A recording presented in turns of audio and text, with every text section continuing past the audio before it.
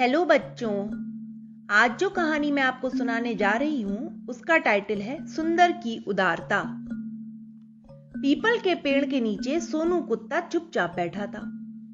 उसे बड़ी तेज भूख लग रही थी। कहीं से खाना मिल जाए यही सोचता हुआ वह बैठा था।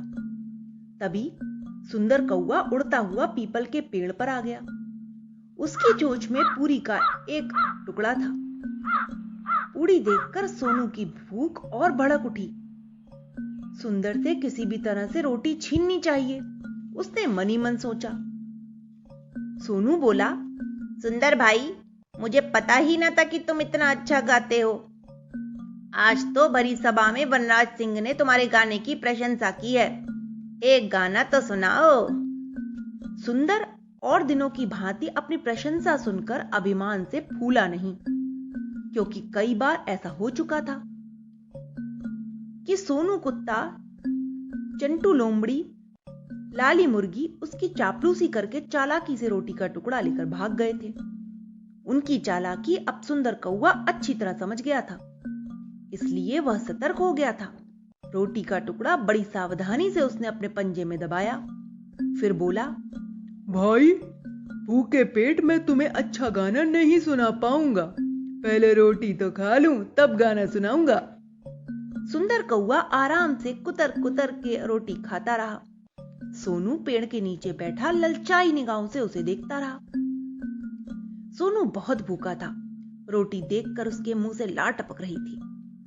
सुंदर के मन में आया कि एक गस्सा वह सोनू को भी दे दे, पर सोनू कई बार उसे धोखा देकर पूरी की पूरी रोटी छीनकर भाग चुका था, इसलिए इसे सबक मिलना ही चाहिए, सुंदर ने अपने मन में कहा। रोटी खा चुकने के बाद सुंदर पूरी आवाज में चिल्लाया, काऊ काऊ काऊ काऊ। सोनू कुछ देर तो सुनता रहा, फिर चिल्लाया, बंद करो अपना यह बेसुरा राग। सुंदर बोला, तुमने ही तो कहा था गाना सुनाने को। पर मैं तो भूखा हूं, भूखे पेट गाना सुनना भी अच्छा नहीं लगता, सोनू ने कहा। तो तुम खाने की तलाश क्यों नहीं करते? सुंदर ने कहा। सोनू सकुचा गया। उससे कुछ उत्तर देते ही ना बना। वह तो अधिकतर दूसरों की रोटी छीन झपट कर ही खाता था। सोनू दादा, अपनी मेहनत से कमा कर खाओ, सुंदर बड़े गर्व से बोला। पर भाई, आज तो मुझे खाना कहीं भी नहीं मिला, सोनू झूठ मूठ बहाना बनाने लगा। मैं बताता हूं तुम्हें। यहां से पूर्व की ओर चले जाओ, वहां शिवजी का एक मंदिर है। आज सुबह सुबह बहुत से यात्री वहां आए थे। उन्होंने वहां खाना बनाकर खाया था। उनका बहुत सा भोजन वहां अभी भी पड़ा हुआ है। मैं भी रोटी वहीं से लाया हूं, सुंदर बोला। सोनू को सहसा विश्वास न हुआ। तुम जरा वहां जाकर कष्ट उठाकर देखो तो सही, वहां कुछ भी नहीं होगा, सोनू ने ऐसा कहा। पर सुंदर ने सोनू की बात को काटते हुए कहा, ऐसा नहीं है। तुम वहां जाने का कष्ट तो करो।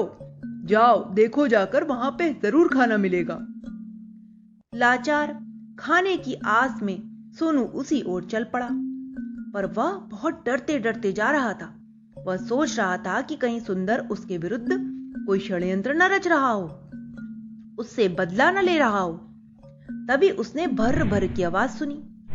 जरूर ऐसा ही है, उसने सोचा और तेजी से उल्टा वापस लौटने लगा। कुछ दूर आकर सोनू रुका। सहसा उसने कांव कांव की आवाज सुनी। सिर उठाकर ऊपर देखा तो सामने सुंदर कौवा पेड़ पर बैठा था। तुम मुझे धोखा दे रहे हो सुंदर, पेड़ों के पीछे शिकारी बैठे हैं, तुम मुझे फंसाना चाहते हो, सोनू बोला। सोनू की बात सुनकर सुंदर खूब हंसा और फिर बोला, मैं तुम्हें धोखा नहीं दे रहा। तेज हवा से पेड़ों के पत्ते भर भर की आवाज कर रहे हैं, इसलिए तुम्हें वहां शिकारी होने का भ्रम हो गया है।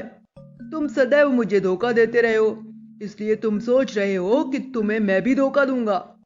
जो जैसा होता है वह दूसरों के प्रति भी वैसा ही सोचता है।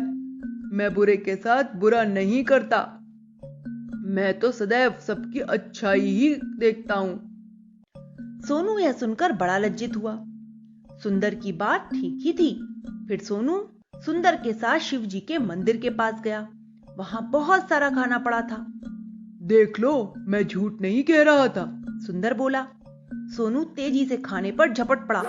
खूब भरपेट उसने खाना खाया। सुंदर कांव कांव करता चारों ओर घूम रहा था। सुंदर भाई, आज तुमने मेरी आंखें खोल दी। अब मैं किसी को धोखा नहीं दूंगा। अपनी मेहनत से कमा कर खाऊंगा।